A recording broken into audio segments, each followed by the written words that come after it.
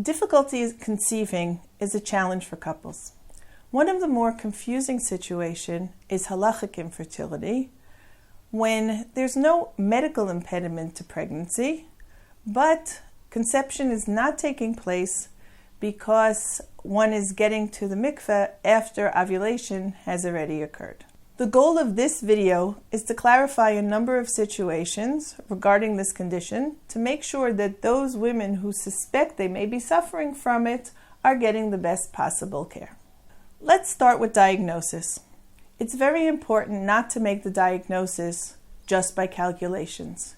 Even though many books will talk about ovulation happening 2 weeks before the next month's period, this is not the pattern that is followed by all women. Furthermore, a particular woman may change from month to month. Therefore, before assuming that one is having problems with ovulation, it's important to directly test for ovulation.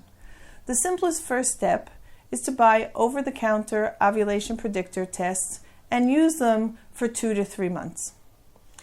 If on these tests one finds that one is not ovulating, or one finds that it seems that one is ovulating before one uses a mikveh, then it is important to turn for one's physician for further testing. One can do some more accurate tests to pinpoint the time of ovulation, such as serial ultrasounds or serial blood tests. Furthermore, if you see that you are ovulating and you're not getting pregnant over a number of months, that's another reason to turn for a physician. In general, young, healthy couples, it is assumed that it can take up to a year to get pregnant, and it is reasonable to wait for that year until one asks for help. On the other hand, if a couple is older or has underlying medical conditions that they have reason to suspect that they may have a problem, it's pretty acceptable to start turning after 6 months or even sooner. Another important part of diagnosis is halachic diagnosis. It's important to consult with a halachic authority, either a yoetzet or a rabbi, to see if it would have been possible to get to the mikveh even sooner. At times, women see stains that are questionable colors, and they decide to wait another day or two before starting the taharah process of doing bedikot and all those things, because they assume they're still in nidah.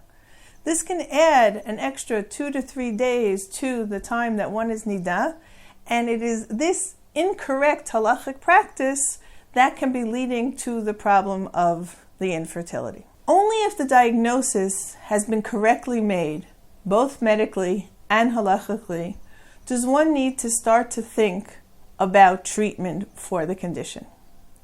Here too, it is important to involve a halachic authority, because there are halachic interventions that can be used in certain cases to further shorten the time that a woman is able to get to the mikveh.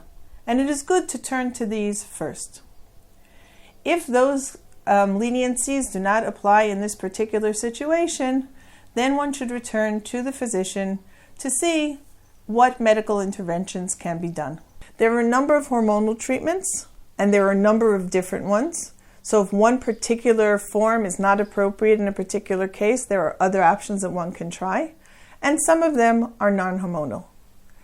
It is important that every case be judged on its own merits, and therefore we will not discuss the details of every possible treatment here.